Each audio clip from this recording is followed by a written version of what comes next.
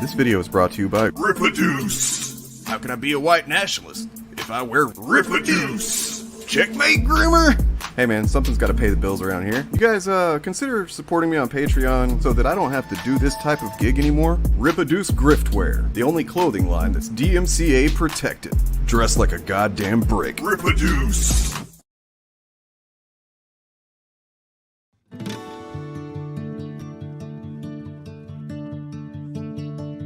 It's actual fandom, and yeah, generally it's not a whole lot different from what you do, at least in terms of like the approach that we take and the content that we cover. I dedicate a lot of content time to debunking what I call anti-fans, people that engage with this media all the time but seem to do nothing but hate it and in many cases just lie about it. But yeah, I'd like to figure out some way we can collaborate, in the future on something, I don't know, some focused topic or whatever. So, because yeah, like all these guys cross over in each other's show, and it's like we should do something like that minus the bigotry. That would be nice. Right. I think that there's really a demand for it. We just have to, if you build it, they will come. Yeah, definitely. I too would like to talk to Turf Nation. You're alive. We got actual fandom and Turf Nation here. Yeah, this is the first, what was it called? The initiative. Yeah, the initiative, right? Yeah, no, I love me talk about how the box office for 2020 sank because of wokeism. It's like, or COVID, guys. Well, aren't they the same thing? Oh. Isn't COVID just viralized wokeness? Yeah. I mean, if there's no definition, we can make and mean whatever the fuck we want. Yeah, true. I didn't think about that. Exactly. I think we have a lot to talk about. Way, way too much to talk about in one stream. But yeah, which is why we should probably do more of these on a more regular basis.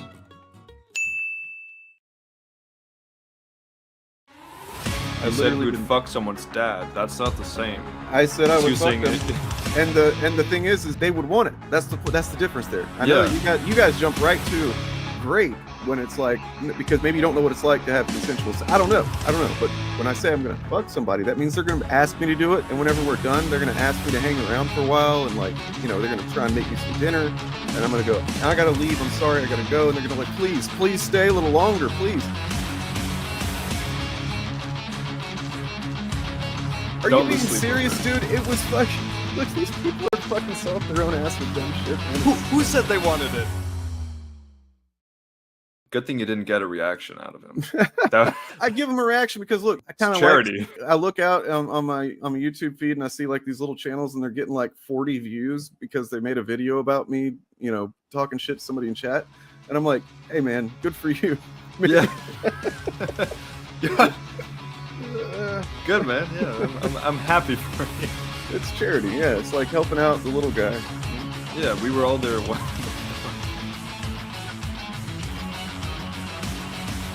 But they just show up and they just say this random shit. Bro, Bob's not here. I don't know what to tell you. And I'm just gonna say that I'm pretty sure he didn't defend terrorism. Me and Dane, we've just been supporting terrorism, right? Because that's the important thing I want to get. I want to make sure we cover that. And graping, and anybody, if you disagree with me, I'm going to grape your family, because that's what I do. Well, thank you. I was hoping to get clipped. Oh god. Everyone, I'm associated with actual fandom organized chaos group. I'm just waiting for the YouTube for organized chaos supports defending terrorism. You know what? At this point, I kind of just like fuck it, welcome it, because I mean, you look at the people that are like the griftiest grifters there are, and the shit they say, and it's like it seems like saying dicey shit just seems to work for them. So like, maybe we can be dicier.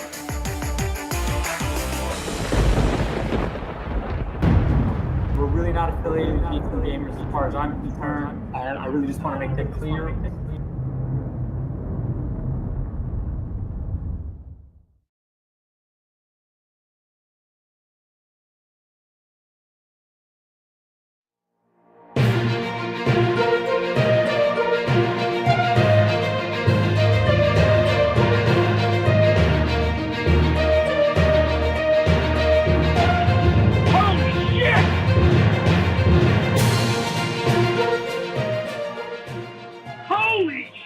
is America. Don't catch you slipping now. Don't catch you slipping now. Look what I'm whipping now. So we could give you hundreds of clips like that. Hundreds of clips like that. Still waiting, man. Still waiting. But you know, if anybody knows where hundreds of clips of that quality are, I think he's waiting to come on stage right now. What's up, man? Hey, how's it going? How you doing? Good. Well, you know, it's been an eventful day for sure. Yeah, it's not every day you get an article written about you. Yeah, and one of the most prestigious journalistic publications. Yeah, that's right. We cannot underscore enough the intrinsic value of John F. Trent. He's just one rung above Billy D from oneangrygamer.net. You know, he's all the hatred, none of the N-word that we know of.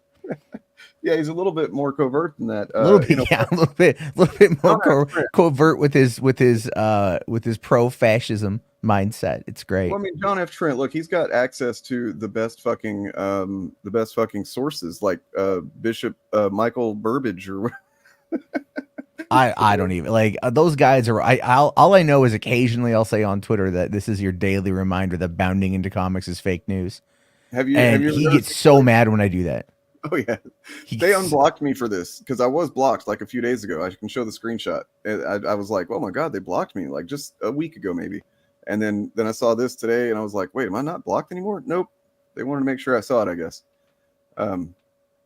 You know, so but yeah, if you've ever seen that, like in their articles about quote unquote genital mutilation, as they call it, like Across the Spider-Verse having that trans flag for like a blink and you miss it second of the movie. Yeah. That apparently was like promoted. Literally, they had a headline that was like it's promoting genital mutilation. I mean, like that's really dumb. It's really dumb.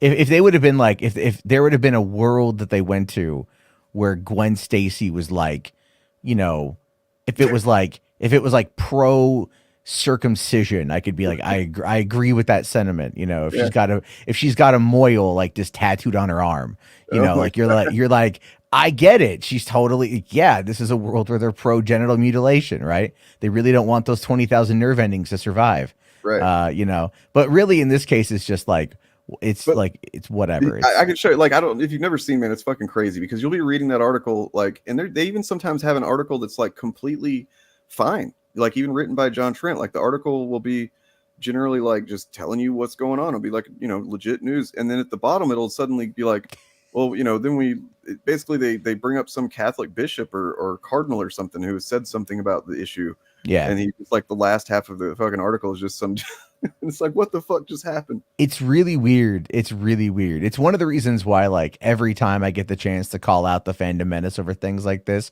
I'm like, you know, Odin, right?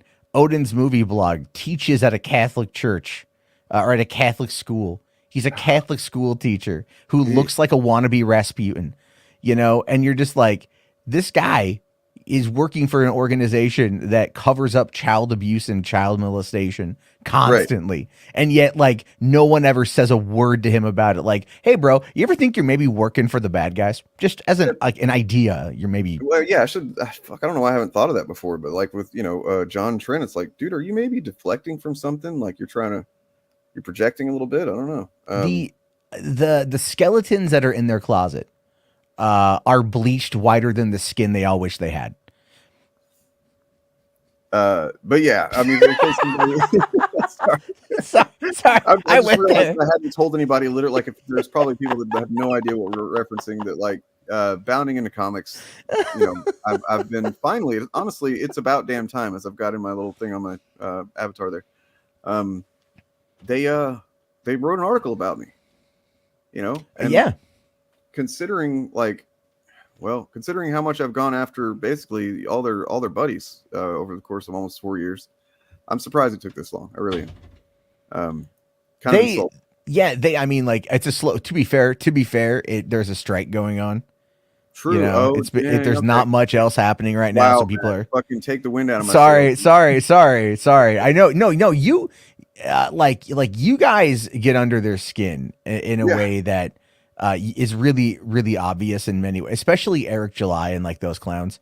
Yeah, I feel like with him, it's like anybody can kind of get under his skin. It's kind of crazy how thin-skinned he is. Oh yeah, there was the first interaction I ever had with Eric July was he tweeted a picture of him and Gina Carano, and it just said, "This is how we win."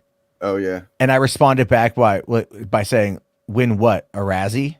Oh god, and that's it. Like, it's just a stupid dad joke, right? It's a stupid Hollywood dad joke, and I guarantee you, he doesn't know what a Razzie is. Because he just got really mad at me over it. And I'm like, I'm not even talking about you. Like, or your arm hair, which is just it. So we gave him an award on stream one time for the thickest shoulder tufts. You know, if only his skin was as thick as his hair, as his back hair, right? You know, I've said before that I wish I had the self-confidence of a man who will go out in public with with a tank top and inch thick shoulder hair. You know, like I wish I had that fucking self-confidence. I would rule the world. I believe The Simpsons referred to him as a level 4 Robin Williams. Robin Williams. or like there's an episode, I forget which one, but there's an episode where it's like they make fun of the fact that Robin Williams has like a lot of body hair. Yeah. I've seen remember something about it, but like I want to say it's the Meteor episode or something like that. But I don't know. Well, welcome, Daisy. I'm sorry that you have found yourself in this area of. I mean, I'm glad you're on this channel, but sorry that you've had to realize that these things exist. But I guess it's kind of hard at some point to avoid it if you're, Oh, what, by having the sub block or having the limit? Is that what you're talking about? What do you mean? Because it says here, because you says you have to be a member, you have to be subbed for like 7 days. Oh yeah, I see what you mean. Yeah, I think that's I don't know. Like, I invite trolls. I like them. I think they're fun. I really would, but like if you've ever seen any of our streams, I tend to get distracted by them, and I'll start off fucking with them because it's fun, but then eventually I'll just get annoyed and I'll fucking kind of get. I just don't like to derail it. Sure. No, I get that. If you have an agenda, and you want to keep on track, I get that. Well, because that's what they want. They have an agenda. They want to fucking knock me off track, So and if I give it to them, then they win. You know what I'm saying? They want. I just keep posting the link in the chat. Like, all right, come on in, and they never come on in. See, so I'm scared to do that because I don't know who the fuck would jump in. Oh man, that's where it's fun because you never know, right? Are you going to get a rational person, or is somebody going to try to throw up interracial gay porn on your stream? You don't know. I feel like there's people that are pissed off enough at me that they might have some kind of they'll do something. You know what I mean? The next. Oh yeah, it's happened to me. The other day they were fucking spelling out the N word and the F word in the chat. You know what I mean? That's happened. And the way they were getting they were actually making a couple of comments first that seemed like they were cool. So to kind of get us to kind of relax our guard, I guess, so that they could spell out the word, right? Yeah. And I was like, man, that's pretty insidious. The thing is, the level of dedication trolls have, you have to almost respect it, because it's like they dedicate their entire lives to finding ways to fuck with you. Yeah. And sometimes it takes weeks of planning, if not months of planning, in order to be able to be in the right position. And you're just you almost have to just kind of go, wow, that's really interesting. You guys actually dedicated. Thank you. You guys are bigger fans of me than I realized. Because they kind of have to figure it. I don't know. That's what maybe my experience with trolling is just a little bit different with the levels of trolling I've received over the years. I mean, I think honestly, you came up in you came up in the fire, man. You were in the heat of it all. I don't know, to quote The Dark Knight Rises, you already found the dark. I was born in it, exactly, molded by it. I mean, shit, you technically created the dark, right? No. God, according to that one book. According to that one book, here, and this is something I've had before. I didn't have this, I didn't make this today, but this is why I'm surprised it's taken this long, in part because clearly there's some kind of a symbiotic relationship happening with this YouTuber and this website, but it's not just him; it's a lot of these YouTubers. Look at just read one of these, this headline. YouTuber Angry Joe requests apology from ISOM creator Eric July after July called him out for false accusations over April O'Neil race swap criticism. Yeah, you might don't be know. going a little too hard, Well, I mean, I'm trying to okay, Angry Joe requests an apology from Eric after Eric called him out over false accusations over April O'Neil race swap. I know about the controversy about the April O'Neil situation. I don't know exactly what. I have a feeling I know what Eric said, and I have a feeling I know what Joe said, but I have a feeling I know more what Eric said rather than Joe, because Joe kind of goes back and forth sometimes. Like I straight finally unsubbed, I unfollowed, I haven't had any interaction with him in months. He dances on the line a bit, huh? Well, the thing with Joe, yeah, he dances on the line, and then like he used to just fire from the hip like way too much and not in a good way. Like, did you know I'm in 2 of his end of the year videos? I'm in 2013 and 2014. Oh, end of the year, like top 10 gaming controversies. I'm in 2 in a row. Well, and I was trying to get for 3, but it didn't happen. I forget what happened in 2015 that I couldn't be. Kind of like the honor that I'm kind of experiencing right now. Yeah, yeah. It's weird to kind of be in the position of looking back over the last 10 years and go, man, I'm an idiot. like I've just been involved in so much. Look at this fucking headline here. I'm just distracted. That like, yeah, they call Bleeding Cool the controversial website, the controversial comic news website. Bleeding Cool under massive fire. It's like, wait, do you think you're the normal one? You know, I mean, don't get me wrong. Rich Johnson sucks. Yeah, he can be a piece of shit. But like, Bleeding Cool is not what you would call controversial or like cutting edge or bleeding edge or whatever. Yeah. It's literally just like whatever. It's, you know, it's just run of the mill now, like everybody else is run of the mill. So, you know, I mean, like when you've got people like Robert Meyer Burnett out there saying like, you know, Nerdrotic is like the punk rock of entertainment news coverage. Yeah. It makes you really just go, nah, entertainment's dead on that front. Like you can't get those hot takes anymore and have them actually mean anything like of value. I don't know if you saw any of our CHUDBLOCK coverage or if you looked at any of their metrics yourself in the last few weeks or anything, but like I heard you guys mentioning it a little bit last night because I was listening to your conversation last night about that YouTuber who I don't know who was complaining about a comic book I've never read. But I was listening because I was driving around and I heard.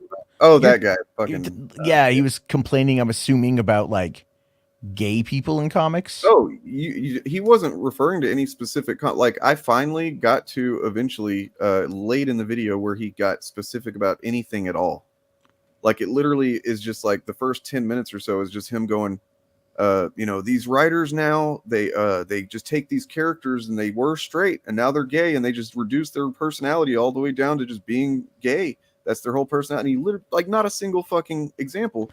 Yeah, and if you're gonna make the claim, at least bring up some. Like I think it was it Arik on last night? Is that who it was online? Eric, yeah, DJ Eric. Yeah, I think he mentioned like the whole Iceman situation. Yeah. And like the thing with that one is though, like I thought the writing on that was pretty. I read like the panels, that scene specifically, and I thought the writing was like pretty bad because like you could look at it and go, oh, Iceman is gay, or alternatively, Jean Grey is imprinting on him.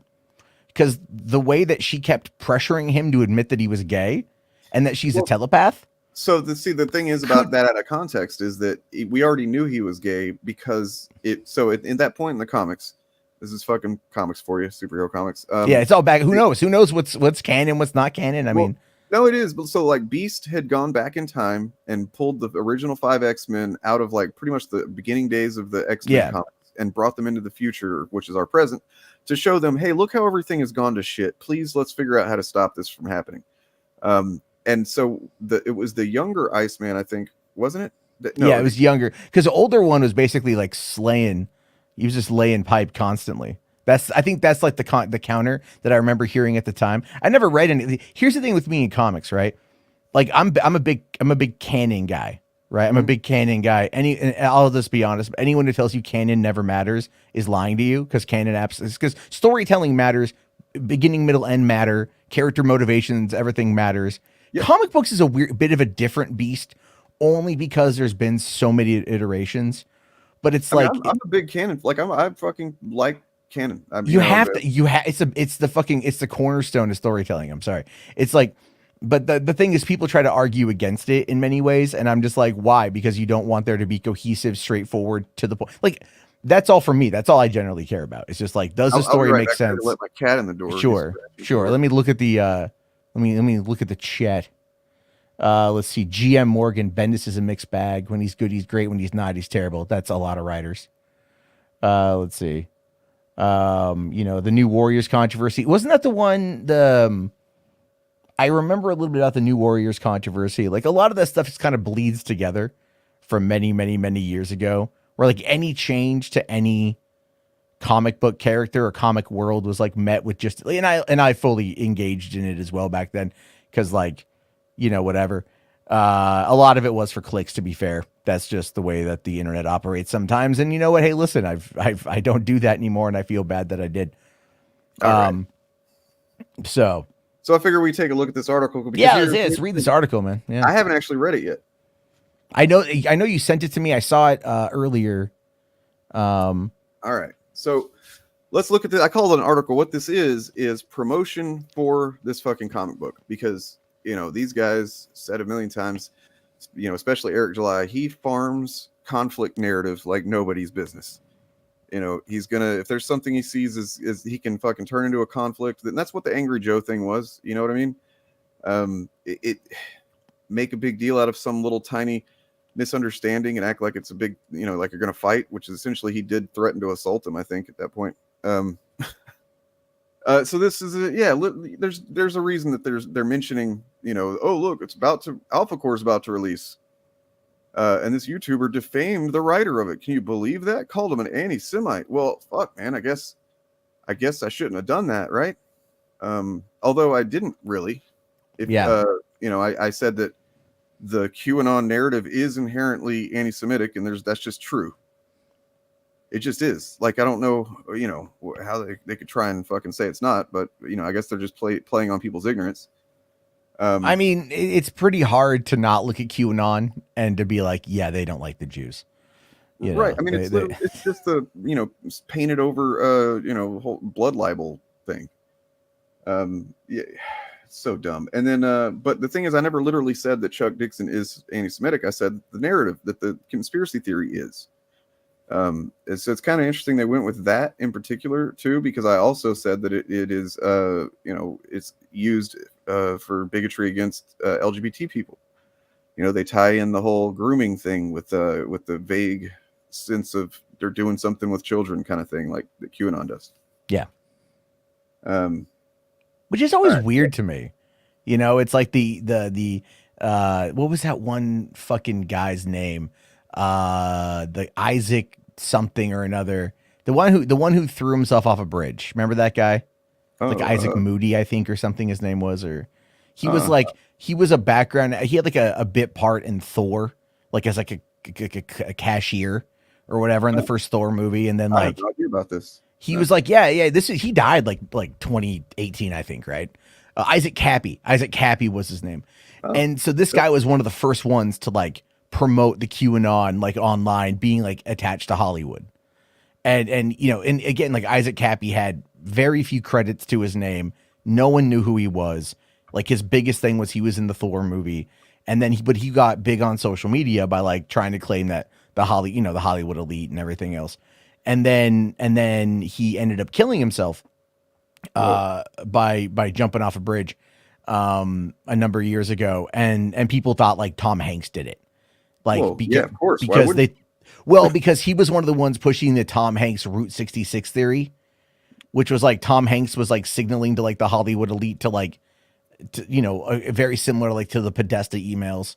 Because like Tom Hanks was kind of early on in it then. Because If you've ever wondered where Tom Hanks comes from on all this shit, it's just like, because there's a cutaway. Well, what was it? Ricky Gervais made a joke about Epstein, and then it went to a cutaway of Tom Hanks doing the ooh whatever expression, and they've all jumped on that to be like, he knows, like that's him, he knows, and like Gary's, like all the Fandom Menace guys have done it. Even tonight, right before you went live, I forgot that I was still subbed to Midnight's Edge. I don't know why, and I saw that they were live, and I decided to click on it, and they were doing like they had an Alex Jones fan made music video playing as part of their intro, like the whole thing. They were just playing the whole song.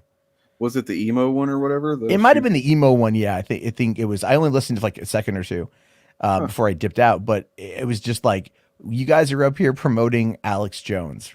Well, they had him on twice. On Midnight's Edge or on Friday Night Tights? Sorry, you're right, on Friday Night Tights. But I mean, they're all kind of like they're all yeah. affiliated. Does Midnight's Edge, they go on Friday Night Tights sometimes? I thought Tom was a big part of FNT for a while, and they must have moved him out, I think, or you know, brought in someone who actually has a personality. Well, I'm curious to see what the what they get right, what they get wrong, how what they choose to leave out is what I'm also always interesting. So Dane, that's me, YouTuber who runs the channel Actual Fandom. It's 2 words, man. What are you doing? Recently appeared to defame Chuck Dixon as an anti-Semite, as the Rippaverse is about to release Dixon's upcoming Alpha Core book. And then it's got a picture of these fucking fascist-looking alleged superheroes. On X, the YouTuber wrote, "If you're someone who values the well-being of comics communities, I implore you to read. Rippaverse Comics will soon publish a comic by former industry pro, creator of Bane and Tim Drake." I was wrong about that. Look, when I got egg on my face, I got on my face. I thought that Chuck Dixon created Tim Drake, and he didn't, apparently. And Eric July's fans were fucking taking me to town about that, man. They were like, "Oh, you fucking piece of shit fake fan, you don't know what you're talking about," and, you know, all this stuff. And it's like, man, when you're right, you're right. I don't know what I can say. There's nothing I can say, right? Like, you got me. Yeah. Yeah, you son of a bitch, Dane. You fucked up. I'm kidding. I was trying to stall for time so I could find a clip. But yeah, I'll find that in a second. What is that? Do they have a YouTube channel? Is that Ryan Kindle or Jeremy Griggs? The YouTube channel in the bottom corner right there. The video is that? It's got to be their video, right? No, that's their channel. Yeah. Oh my god, I thought it was Ryan Kindle for a second. It kind of, yeah. I mean, it's the same general fucking that template that they use, right? Yeah, it's all the same. It's all the same. I mean, his looks like kind of, I don't know, more.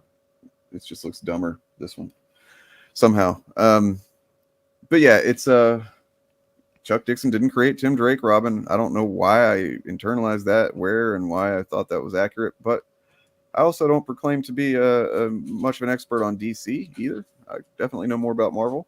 And I will also admit when I'm wrong, and I was wrong. But of course they take that as just like, that's all they need to say, to point out, to just discredit me. Have you noticed that Chuds do that? Like, they will find any literal thing they can grab onto. I'm sure you have noticed. Yeah, like, yeah. It doesn't matter if it's related or not to the thing that's going on. You know what I mean? And they're just like,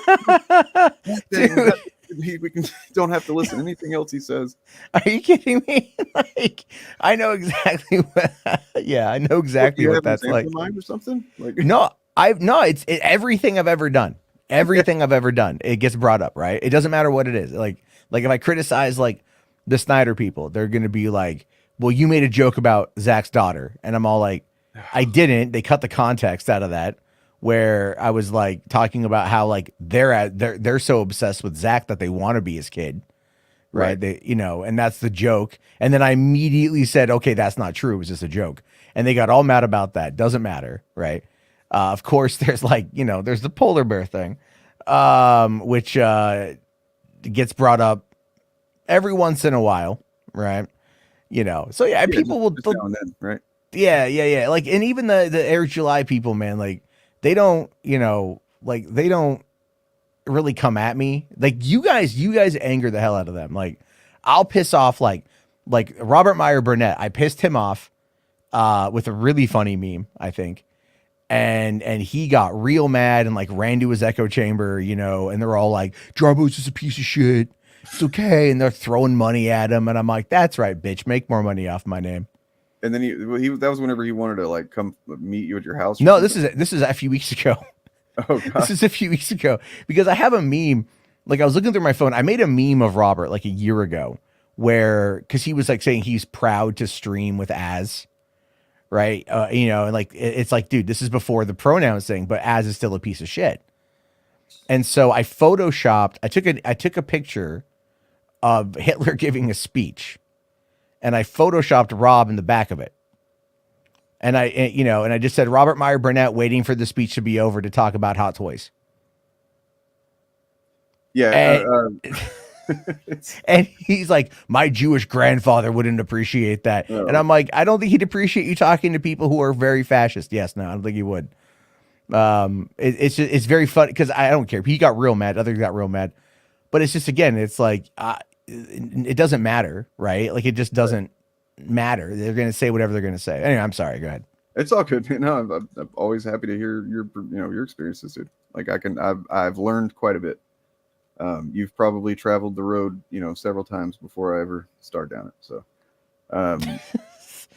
look, make me sound fucking old. Considering you're this new, and you already know that joke, that reference, applause.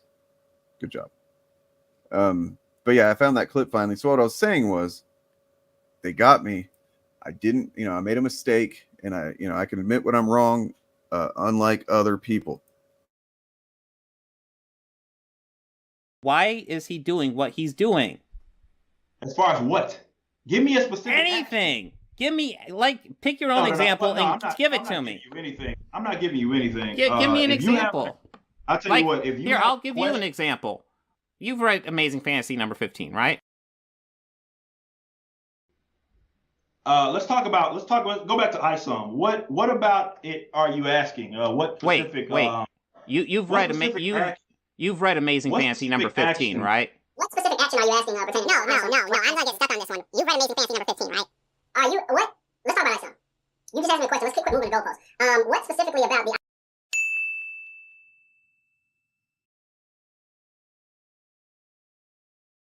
There are plenty of people that don't know who Spider-Man is, dipshit. Suffering Steve Ditko.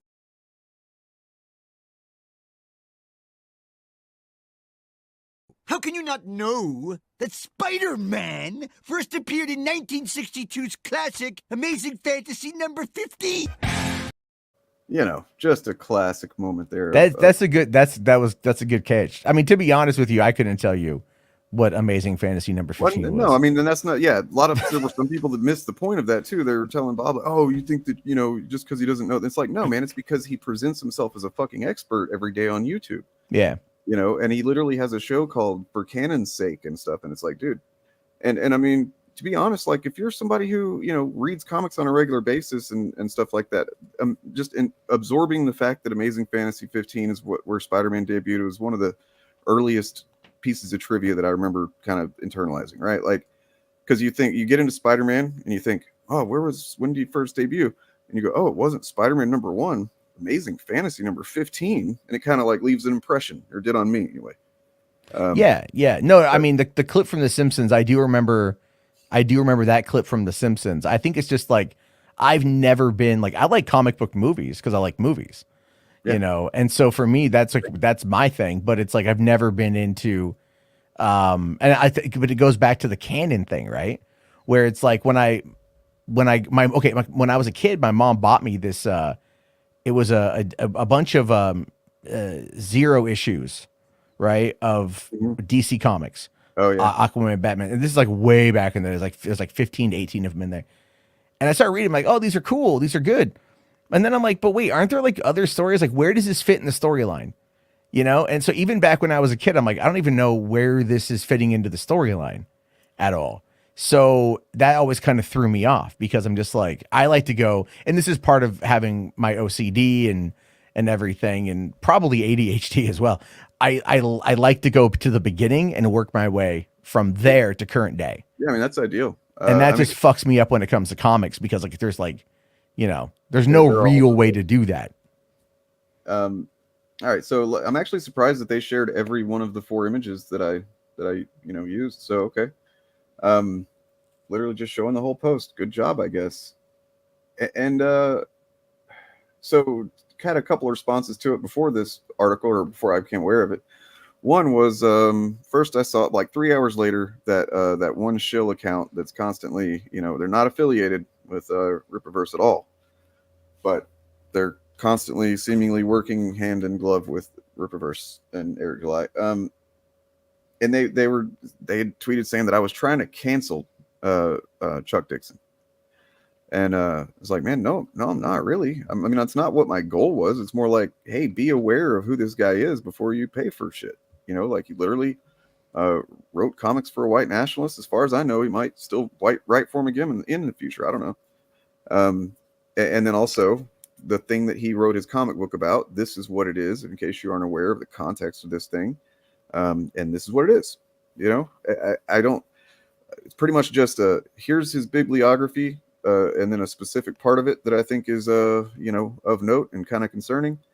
And then here's what the context of that is. And more like, in my mind, I seriously was just trying to like give people informed, you know, be aware of what you're paying for, right? Sure. I would argue though, but at the same time, it's like they're not arguing in good faith. You don't have to respond in good faith. Right. You know what I mean? Where it's like they're going to sit there and try to say you defamed him. It's not defamation if it's true. Sorry. Right. Right. Yeah, that's what I'm not worried about. It's like, it's just not definite. Yeah. It's just not that. I literally retweeted John Trent earlier whenever I saw this, and I was like, what did I say that was not factual, John F. Trent? You know, like I said, it's really weird that you guys are so fucking, you're like panicking to keep people from, you know, learning about the fact that Chuck Dixon wrote a QAnon comic for a white nationalist comic book publisher. You know, I don't know. I didn't say that Chuck Dixon is a white nationalist or anything like, I didn't even say that he is like, he believes in QAnon or whatever. Like, I mean, it's kind of hard to think that he doesn't on some level, but you know. Well, I think we have to also remember that to a lot of these guys, they don't actually believe what they say. True. You know, like we know that someone like Jeremy from Geeks and Gamers doesn't actually believe what he says. He says it because it's what gets him paid. And we know that like a lot of these guys, they kind of wrote themselves into a corner, especially Eric did, by presenting himself as this comic book expert who can't answer basic comic trivia questions. You know, it's so there's that, but with this kind of stuff, it's like I have to ask, like, does Chuck Dixon actually believe in QAnon, or was he writing QAnon for QAnon based audience? Because I remember Vox Day from Gamergate, right? And like how Vox was trying to like, you know, push himself into that by the whole sad puppies thing with was it the Saturn Awards, I think? Oh yeah, they have saddest puppies or something like that. Yeah, and it was like a way to like push back against that bullshit. But like back then, it was like people in Gamergate didn't even like Vox Day, right? It was just kind of like every grifter was trying to come on in, you know. From what I can tell, he's not like very well liked outside of like the very specific, you know. No, because well, he's aggressive and he's abrasive and he's a dick, and you know, but that's the audience that he's cultivated, and that's the audience that likes him, and so then I'm curious whether or not, because again, I don't know anything about these people, you know, about Chuck Dixon outside of I heard he got fired from DC, like I think that's what happened, right? So like I don't know. Writing for someone like Eric July is I think really stupid because it's like it's an easy paycheck on his part. Mm-hmm. But at the same time, it's like there's no fucking legacy here. Well, right? Yeah, he also it just shows that like nobody will fucking hire you anymore. You can't get work, and this is like the most prestigious thing that he's done. You know, he probably is thinking of this as more prestigious than fucking Alt Hero Q or whatever. I'm kind of blown away right now because I did not realize that they actually referenced my video that I just put out like yesterday morning about this. They're watching you, Dane. Oh, of course they are. They've been watching. It's kind of crazy. Yeah, so in the video upload, going into further details, he asserts Q is an anti-Semitic. Like, wow, they're good job, man. You're like actually giving plenty of context and quoting me verbatim. That's cool. I hate that they do that. I hate like we were talking about it earlier. Like they'll actually have a well put together document, and then it just goes into crazy ass fanaticism. Yeah, right. I mean, you know, I made fun of the that Rippaverse account and that quite a bit, and I also said that it's funny that they say that I'm canceling Chuck Dixon, but like that account is literally does the same exact thing except way more to much smaller, like not even really, you know, noteworthy YouTubers and stuff like that, right? Like it's one thing for Chuck Dixon to have someone go, here's his bibliography. This guy's written for Marvel and DC, right? For them, which is all this account does is like just go through. There was a time a few months ago when they were like recording our streams, not just our initiative streams, but our solo streams, and then they would like just put clips up 2 minutes at a time or so on Twitter, and they were like verbatim, you know, writing out what we were saying. And a lot of times they weren't even criticizing it. They're just like, here's what they're saying.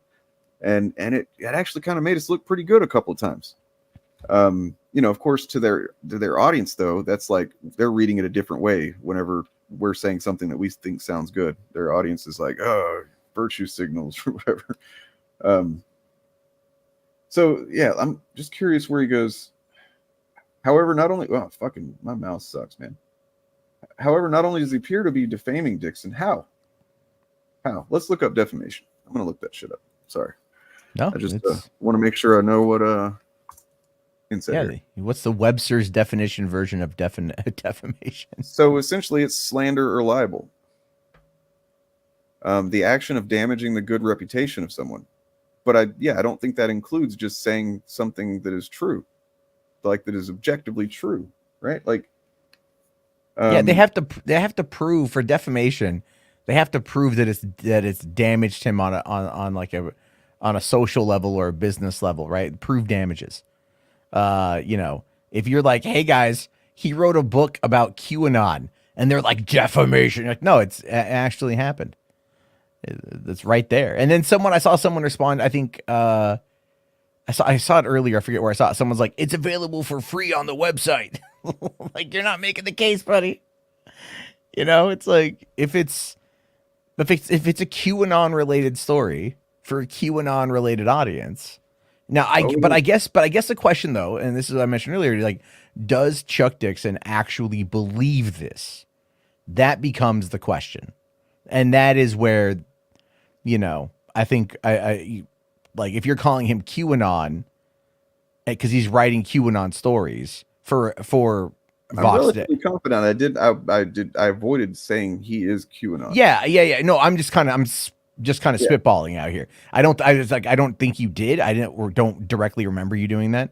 But I mean, it's like, him writing this Agent Hero Q story, which I just remembered, and it was really upsetting because I did get and read the first 2 issues, and like the character's name is Roland Dane, and it's really upsetting to me that he has my name. In my video, I was calling him like alt hero muscle dick patriot cock or something like that. Well, there you go. But yeah, well, I don't know what is that they're saying that is like, what this is? This is a virtue signal. Because when you think about the people that the Rippaverse has hired, right? And right here in this article, one of the articles it links to internally here is they announced blacklisted Marvel Comics artist Joe Bennett, who he was fired for doing anti-Semitism shit several times for Marvel. So that's kind of interesting that him and Chuck Dixon are on the same book together. But nonetheless, they see this kind of thing as a that's a good thing. Like whenever they can say someone was blacklisted, because then the conservative audience, they see that and they go, oh, we got to support this because they're, the mainstream doesn't want them to blah, blah. They love that shit. That's their fucking bread and butter. Right. Yeah. So they had hired, what was that chick's name that they hired from? I think it was a video game company or something like that, where she. She was from Limited Run Games. Yeah. I forget her name right now. Like, I want to say Charity, something with a C. She's now their community manager, or their social media manager. Is what she does. Yeah. Like they gave her a job that isn't what she was doing at the other place, from what I recall, right? Yeah. She actually messaged me a while back. Oh yeah? Yeah, I'm sure I could find it because I made a comment on Twitter. Her name is Kara. Yeah. Yeah. Sounds right. She's she got fired for like I think the Hogwarts Legacy thing at Limited Run Games or whatever, and then they got her a job over there doing, what is it she's doing? Let me see here. Sorry. She is customer relations manager. Oh. Weird. For Rippaverse, yeah. It's almost like they hired her like because she's a name and people know her as someone who was canceled by the woke mob. Yeah, maybe. She's a name that like 5 people recognize. I mean, and then Chuck Dixon, he's a name that like 20 people recognize. Yeah, that seems to be part of what Rippaverse has done, is just like look for people like that, and then they, so this to them, that like, I go back and forth, like, it's fun for me and validating to think, man, I really fucking pissed them off with this, but then also, did I, or are they just like, oh, here's our chance, yeah, to look like the victims and make the left look like crazy, whatever. Well, they're all crazy. Sorry, I kind of lost my train of thought for a second. That's all good. It's all good.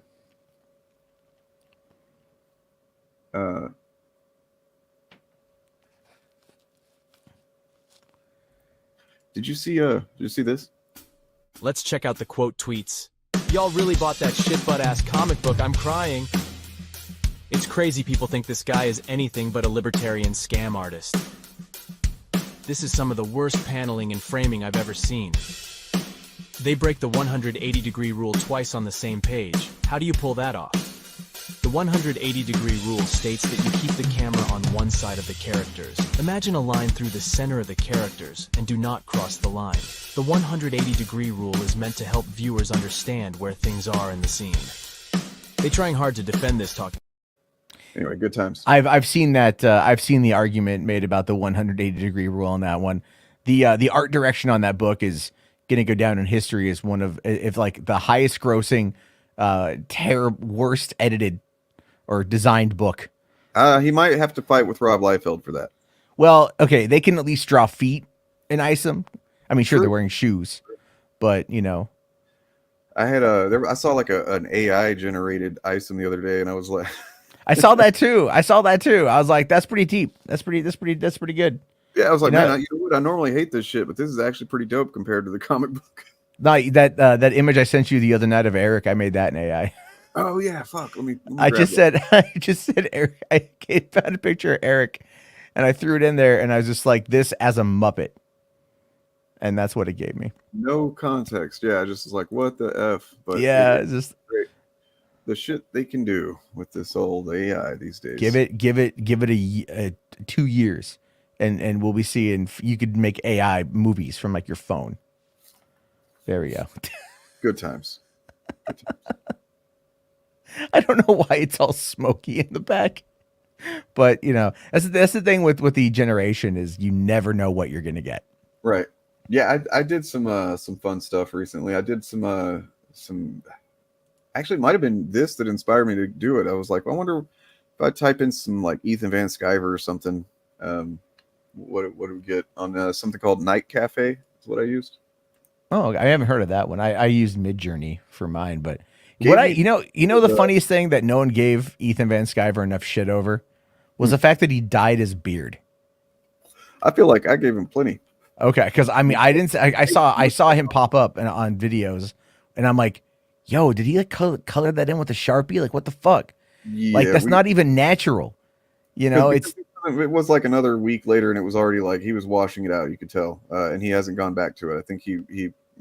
Yeah, like I got gray in my beard that I would love to like. I've thought about just dyeing, just like just a nice I would light. Probably brown. never really get noticeable gray just because my shit's too blonde and stuff. My dad kind of has some visible, but like I'm jealous of that shit. I'm like, man, I want to get some nice salt and pepper going.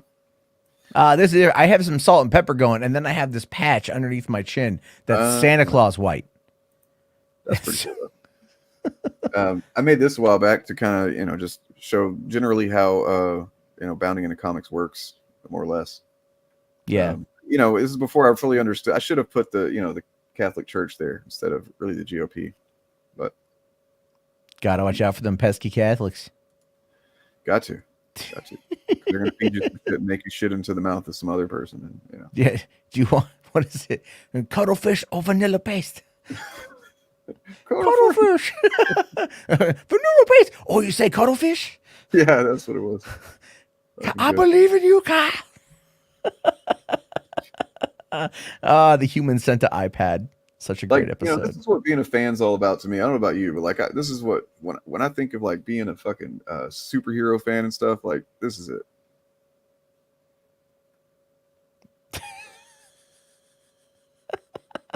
You know? See, like it's crazy.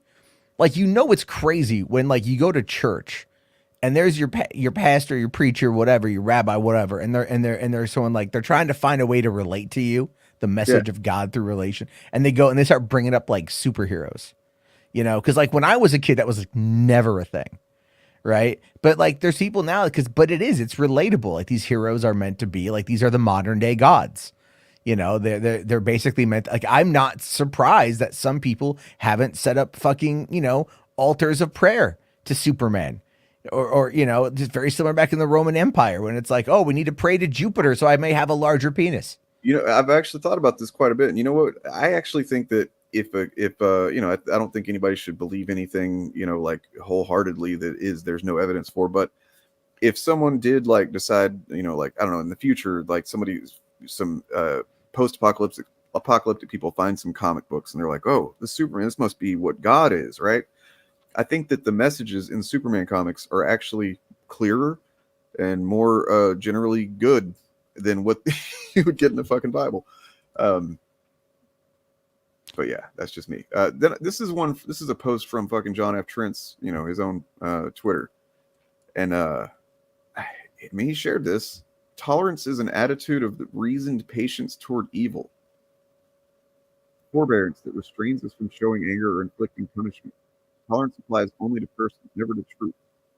Tolerance applies to the erring, and tolerance to the error. Like, this just seems like hate apology, right? Like, what the fuck? Tolerance is an attitude of reasoned patience towards evil. God, I hate when people talk like that. Because you're I don't like this. I don't need $25 fucking words to just like tell me like what the fuck you're trying to say. Isom 2 came out. Oh, I was sent a copy of Isom 2. Were you? Yeah, I have not read it though. I have not sat down to read it. Let's have a little conversation about that. I'd like to get my hands. Yeah, I need to read it. I need to read it because it was sent to me last week, and I was gifted a copy, which was very generous. Thank you. And I just need to sit down. Like I read the first one, and then like I read it again just to kind of make sure that I was. So I've read the first issue twice to have a better understanding of what's going on, and then like the way that this issue was explained to me, like where it goes from the beginning to the very end, is very wild. Yeah, I saw that clip of Vito and Dick. That was like, the first one ends with him like, I'm gonna, find the girl or whatever, and beat up the club owner that disrespected him. And the second one's like, now there's the devil. Some shit. Yeah, yeah. Like you disrespect me, I'm gonna beat your ass. And then like all of a sudden, hey Satan, we gonna fight. Like what? And then but that's the thing too, is like, maybe you can answer this because you paid more attention to this shit than I have. But this Alpha Core thing, this is a separate issue. This is a separate entity. So they debuted and wow, god damn it. Now I'm gonna sound like I'm talking about something that's like legit. They debuted in Isom #1, very stupidly. So it seems like, because it's hard to tell what's really going on because he's a terrible fucking writer. It seems like they are like the police of superheroes, as in like if there's a superhero problem, then they call in Alpha Core kind of thing. So they're like, tools of the state apparently. And so they showed up briefly in the, in issue #1 after he got in a random fight with that chick. Like he had been in the club and he got his ass handed to him by that one guy. It literally gets thrown up into the air by the bouncer or whatever. And then while he's thrown into the air, he happens to collide with Yaira, who's flying by, which is fucking just insane. Like the chances of something like that, what? And then he gets in a completely separate fight with her, in which she kicks his ass, and then drops him from several stories up onto a car, and then like Alpha whatever Albacore Tuna shows up, and what kind of name is Alpha Core? Like, I know like Albacore, like the fucking fish. That's the joke I made. I've been making that. It's just like that's the thing I don't get. Like this is where I feel bad for the people who have been fleeced by this obvious rug pull. Yeah. Is that like they're coming on in and they're getting, you know, like they're like I've been seeing Vito go back and forth with the Rippaverse goalpost account about covers A and B, right? And like, oh no, they're limited edition. They're only going to be around for the campaign. Then they're gone forever. And it's basically just like, you can tell they sold fewer of those than they had anticipated. Yep. And they probably already printed them out. So if they still have them on sale, they've already have them printed. And that's the whole thing. So it's just going to be like, you know, the secondary market is not going to have anything going for it with this.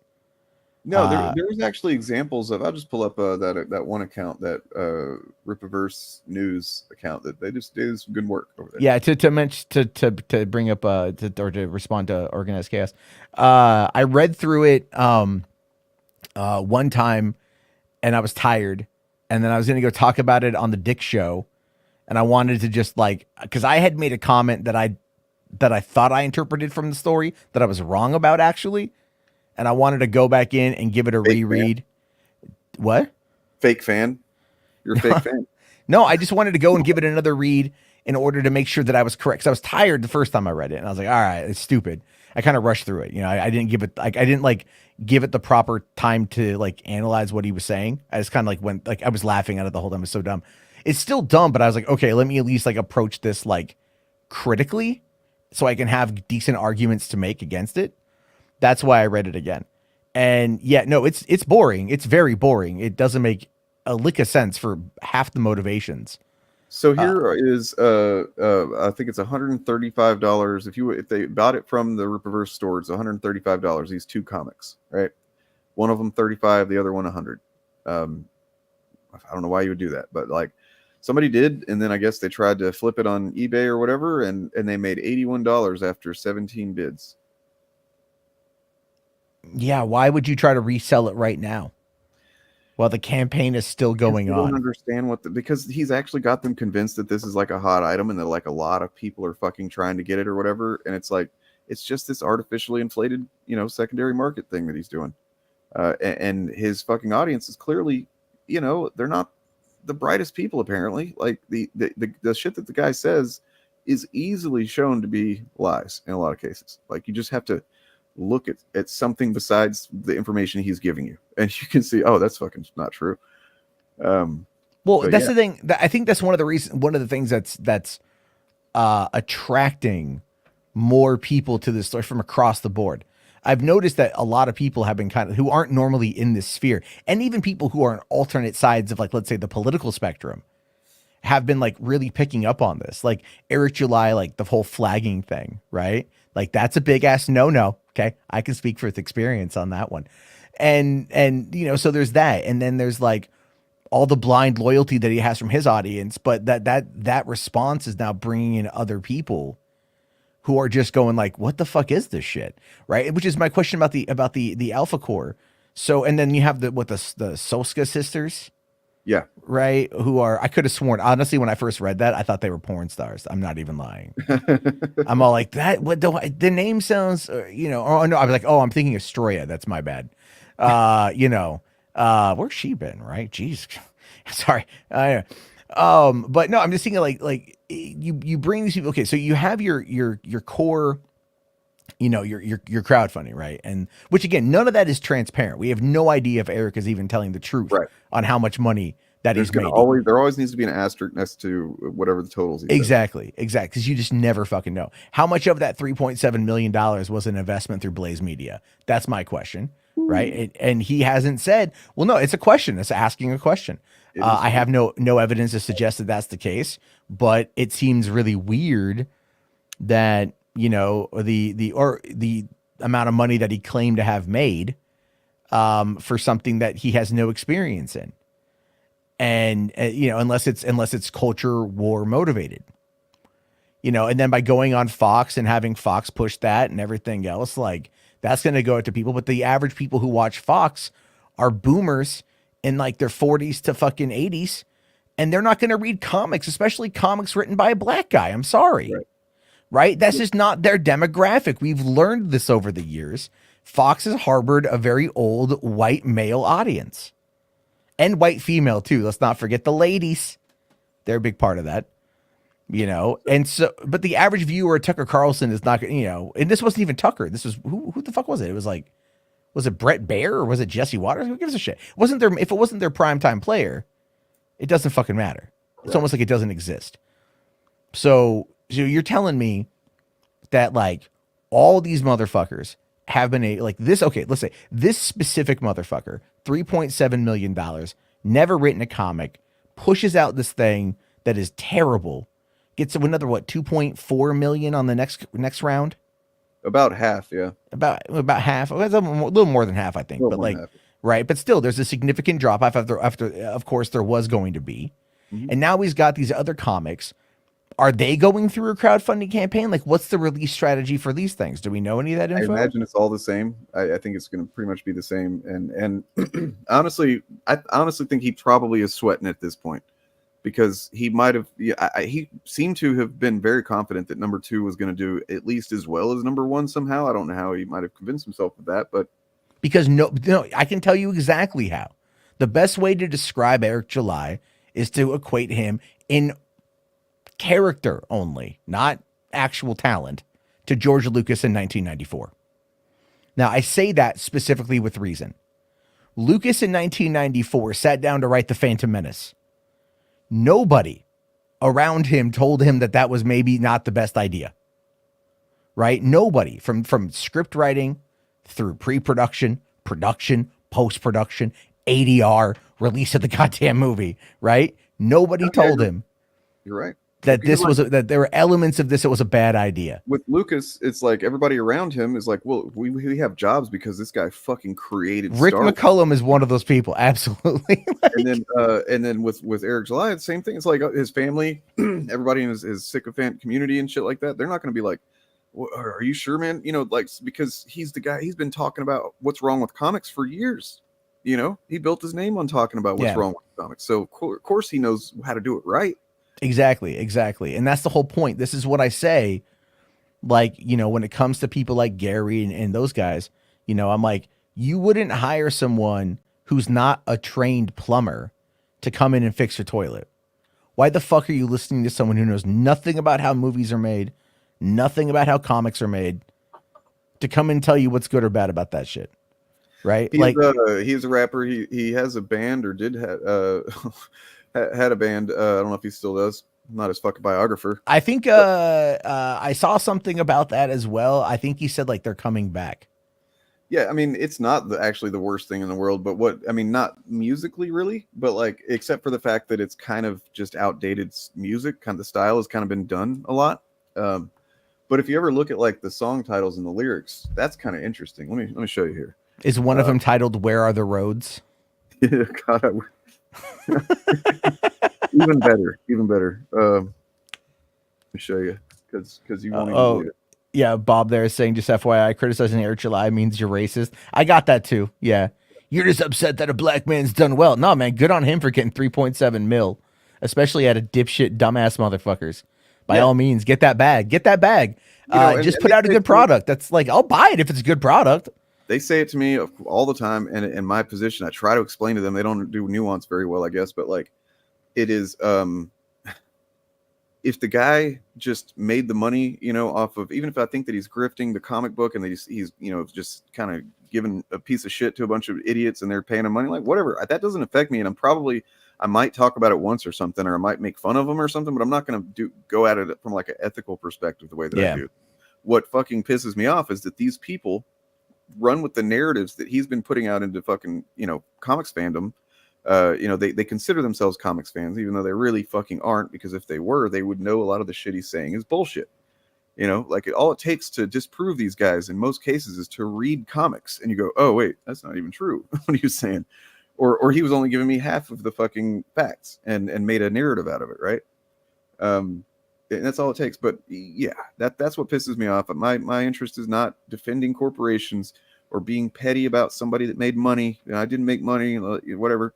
Nope, literally just I have to deal with these people, and I know I've talked to so many people at this point after almost 4 years of this stuff, and then before that as well, doing YouTube, that have been negatively affected by these types of narratives and people that it's like, dude, people just want to read their comics and talk about comics and shit, and you got people showing up, fucking misgendering and fucking essentially bullying people, just making it a shitty time for everybody when it's supposed to be something, like there's a lot of shitty things in the world. Talking about comics, reading comics and whatnot, that should be like one of those things where you get to do that separate and you don't have to fucking deal with assholes. That's just yeah. I mean, like, look, I get that a lot of it too is also personal opinion, which they like to also say that it's all just personal opinion, man. Fine, have your opinion, but like when you spread misinformation, that's not really having an opinion. That's just you lying your ass off. And I think, that's what I like to call out more often than not, right? Like when it comes to like a lot of their debates, like, when they call something woke or whatever, I'm like, okay, well, what do you think about it's woke? What about it's woke?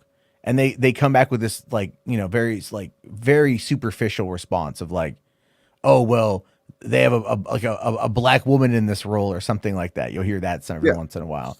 And you're like, how is that woke, dude? Like, do black women not exist? Want to say, well, it's not because they're black. It's because of, and they have some little, weird. It's usually one line of dialogue, right? It's usually like, look at the whole Blue Beetle, Batman's a fascist line.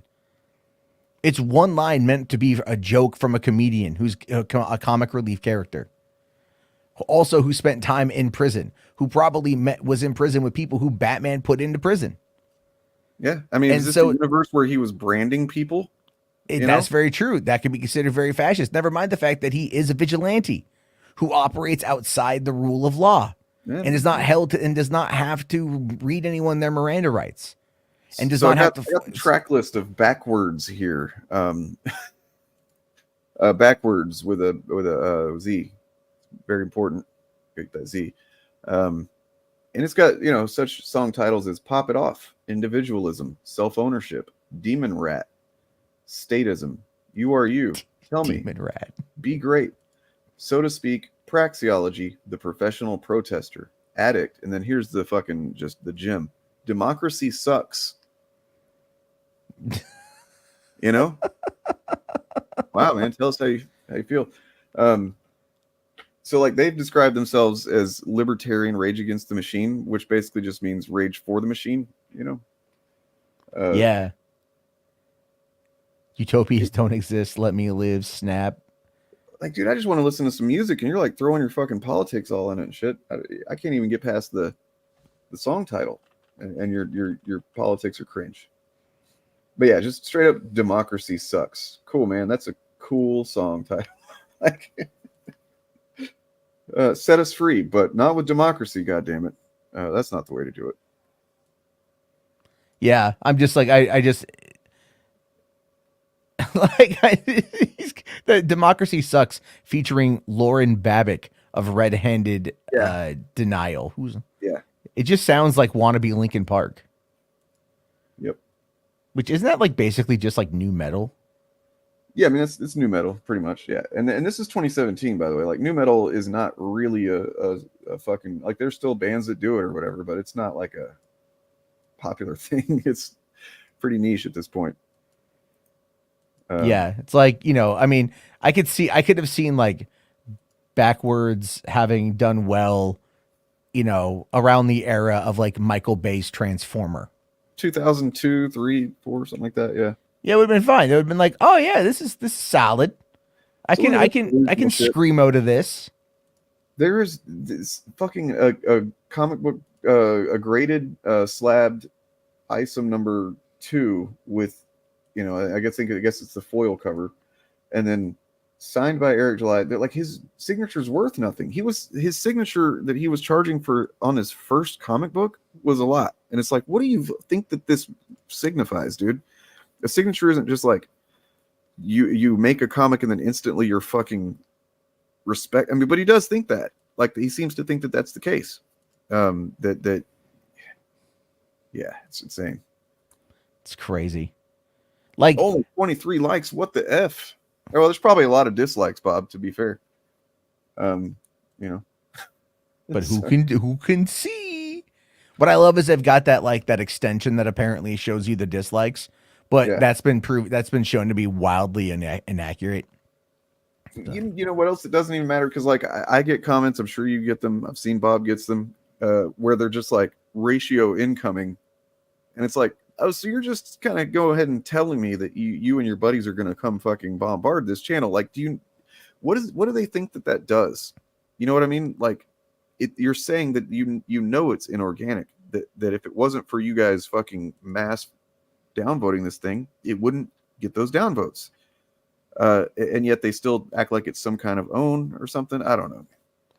Well, again, a lot of it is if you ever go to someone and just say, "I'm here for the ratio," it means you don't have an opinion, right? It means you don't have an opinion. You don't actually know what's really going on. You're just there for confirmation bias, or you just want to be a bitch. Is really what a lot of it is. And so, and I get that on Twitter occasionally. Like I'll say something and they'll be, "I'm here for the ratio," and I'm like, "That's what your mom said." Takes back shots, right? Just, I don't know, fucking. Thanks, make dude. your mom. Yeah, make your, verbiage. make your We need more verbiage. This bitch. Yeah. So this account on Twitter, Rupaverse Comics News Unofficial, is really going after this whole exclusive covers that are still being sold after they were supposed to not be sold. Yeah. Thing. So that's kind of cool.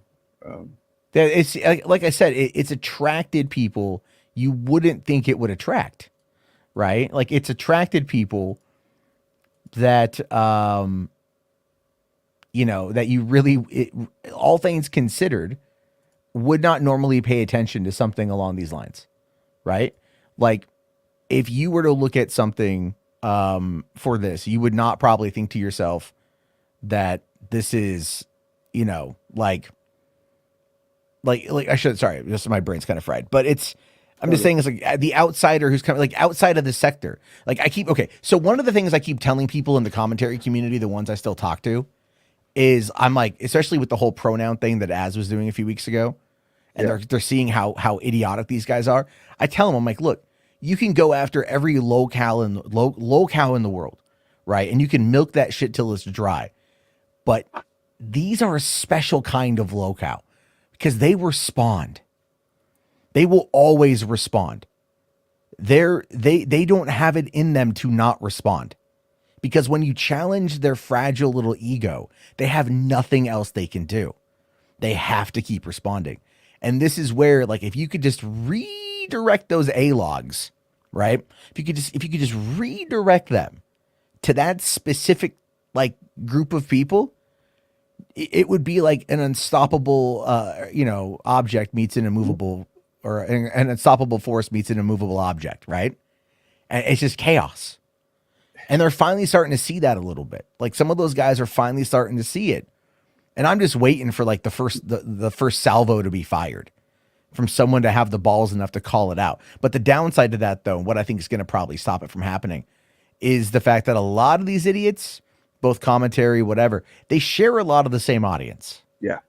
So that's going to be the biggest problem. But as soon as that dam breaks, oh God, the tears will flow. The salt will flow. It's where I'm waiting on a similar situation is between Eric and Ethan, because I don't think it's going to happen. If it does, Ethan will be getting ready to push another Cyberfrog thing. But look, I'm just going to I don't know. Ethan's probably listening. Ethan's a coward. Ethan is an absolute coward. He rolls over and shows his tummy so often. Right? Like, especially with this whole thing. At first, he was criticizing Isom. Now he's doing a variant cover.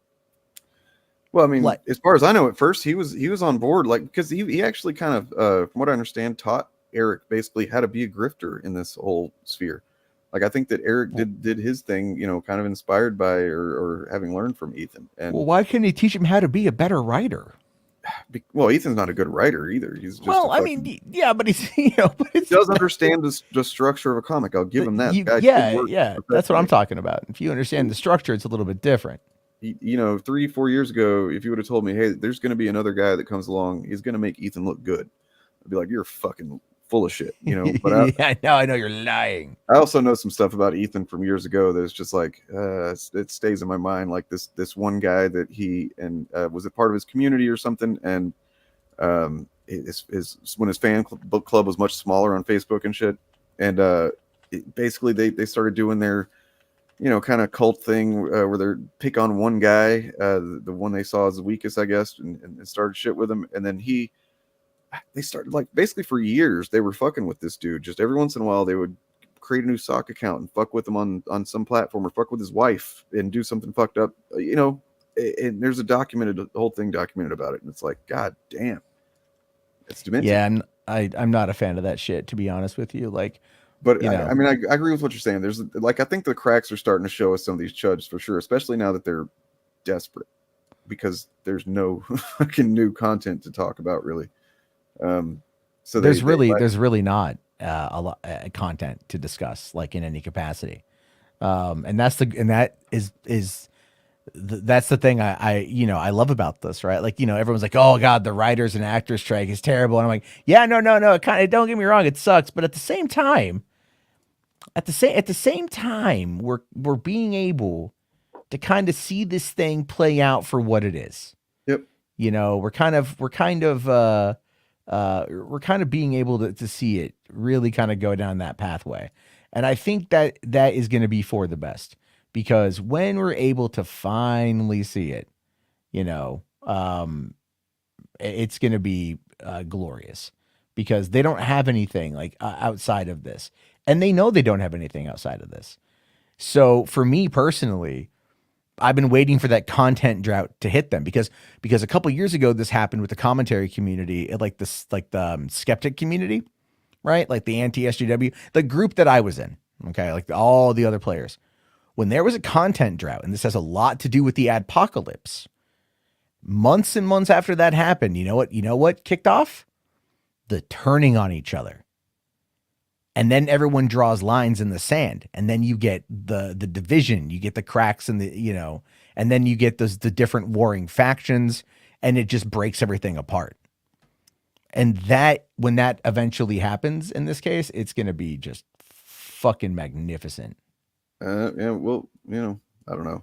We'll see what happens. Hopefully it's entertaining at the very least. But yeah, are you gonna be streaming it or anything tonight, dude? Yeah. I'm doing something a little bit different. I kind of want to do more of a I want to do more of like a discussion show, like nice. Versus like, because I mean, even I'm kind of feeling the same way about movies, where like there's just really nothing to talk about, and I don't really care to talk much about the strikes right now, because like it's it's on its way to being over. And hopefully, and they'll get paid, but at the same time, I'm just kind of like, I'm personally kind of over it for the moment. A lot of it has to do with the fact that I'm just kind of tired of the BS. Do you know, okay, how, like, have you followed any of the strike stuff on social media at all? Covering it generally every week on, so it's like whenever you see like someone say, oh, the residuals I got for Netflix were terrible. Mm-hmm. And then people are like, oh, fuck Netflix, pay your writers. And it's all like, yeah. That's not how that works, by the way, right? Netflix doesn't own the content. Like, let's say, for example, Suits, that's been blowing up all over Netflix for some reason. Good show, by the way, but I don't know what's this resurgence. That show is owned by NBC Universal. Well, they own some shows for sure, but like the ones that typically pay the most, like Breaking Bad and shit, they don't. Yeah, those are all. And the thing is, they own. Yes, they have their shows, whatever their originals are. But at the same time, the other shows that are like for example, like Breaking Bad aired on AMC, right? Mm-hmm. But AMC doesn't own Breaking Bad. Who owns Breaking Bad is Sony. Oh yeah. Sony Pictures Television owns Breaking Bad, which means that for the residuals that they were selling, that they got, that would be the deal Sony made with Netflix. So that's where the residuals the whole thing happens, is in that specific deal.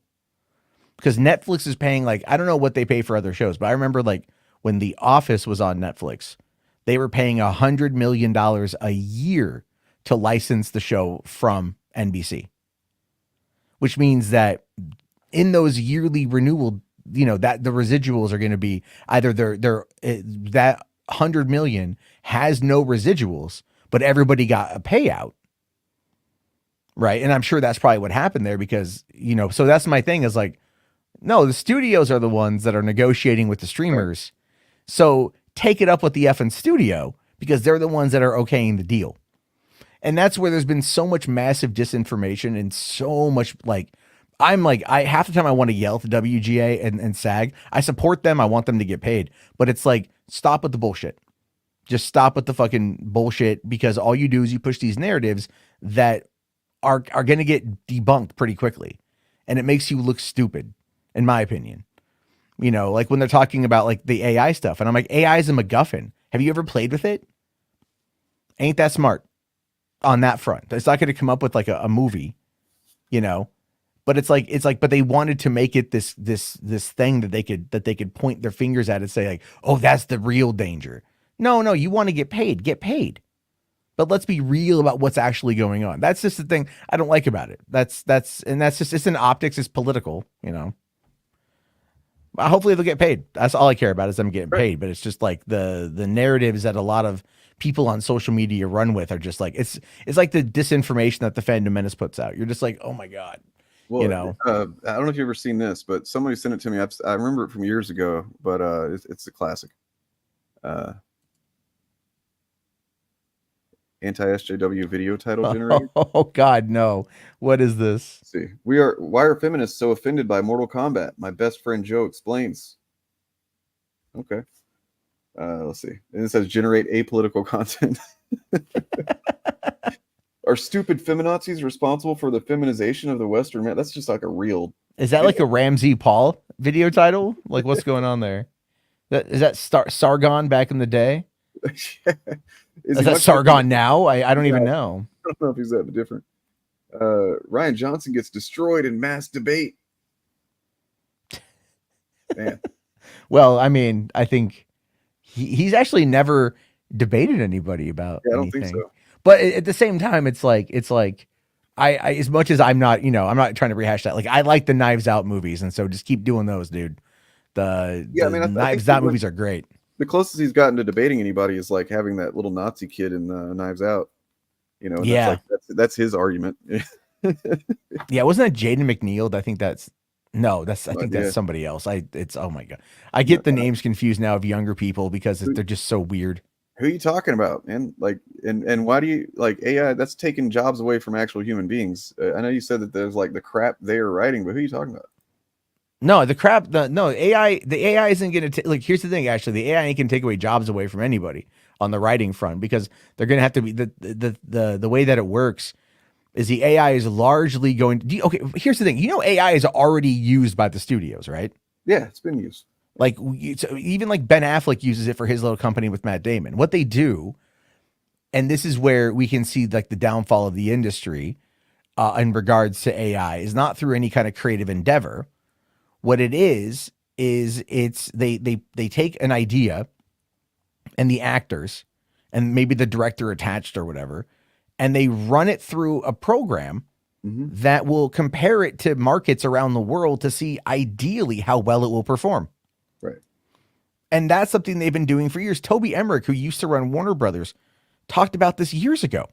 I remember about using these programs. And it's like, these are something that the industry uses, these marketing teams use to analyze and compute data. When it comes for AI in regards to, let's say, artistic endeavors, it like I said, it will churn out stuff. But you've also got to remember that it's going to be a human hand to guide it. We're not talking about artificial generative intelligence. Like that shit ain't here yet. I just want to point out this headline that it generated is pretty great in terms of like it's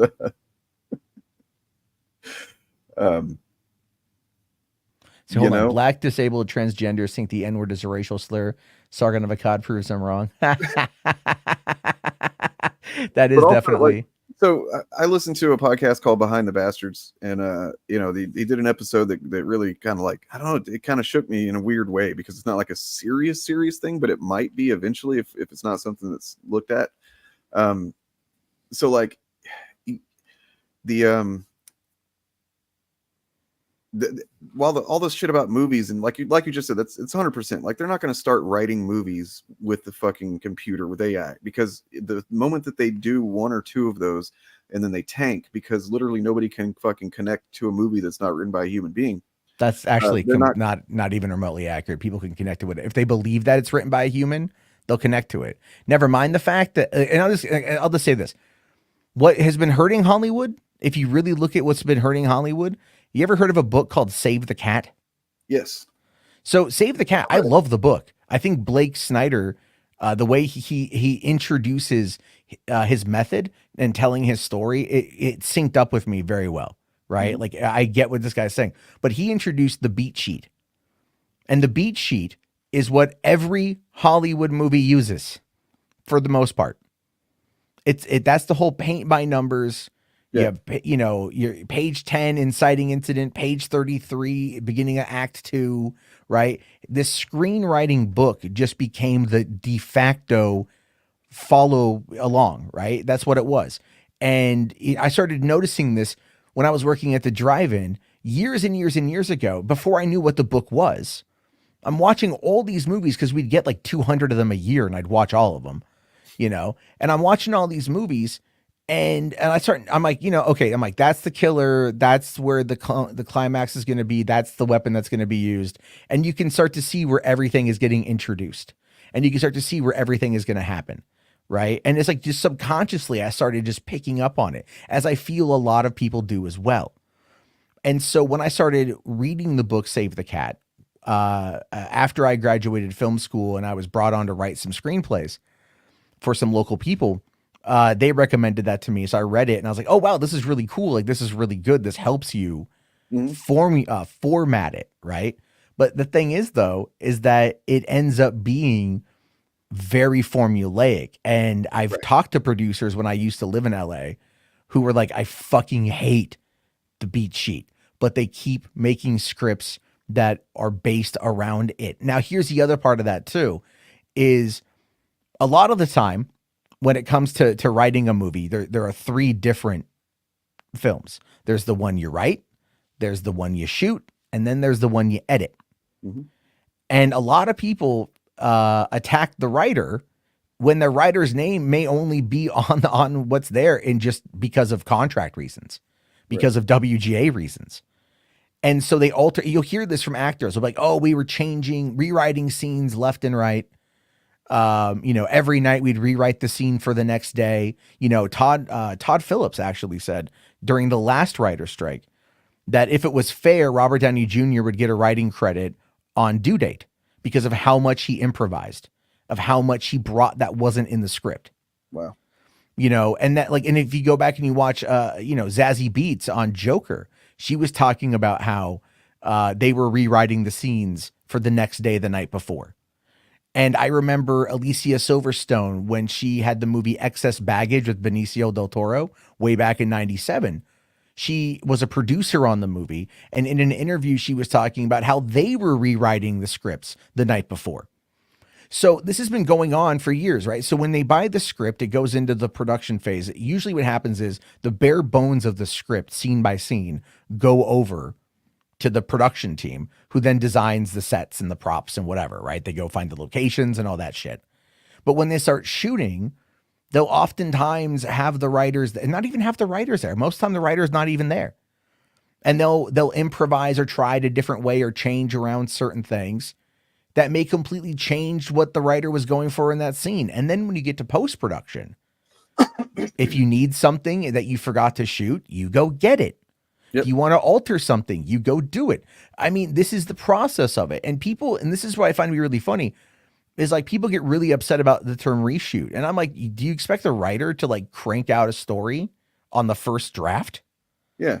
Like this stuff, I mean, it's a revision process. And like having I've got the history of Marvel Studios book, and like it, you know, goes into, you know, pretty good detail about the making of each Marvel movie up until through maybe even No Way Home, I guess. But like, yeah, there's so many of them, and they started this with the first Iron Man movie. It's just and it's become part of the process now. Like they build in time and resources so that they don't start the filming the movie with the movie complete, or with the the story complete. Like they will literally add stuff if they are just come across an idea as they're filming, and they're like, you know what, that's good, let's do that. Yeah.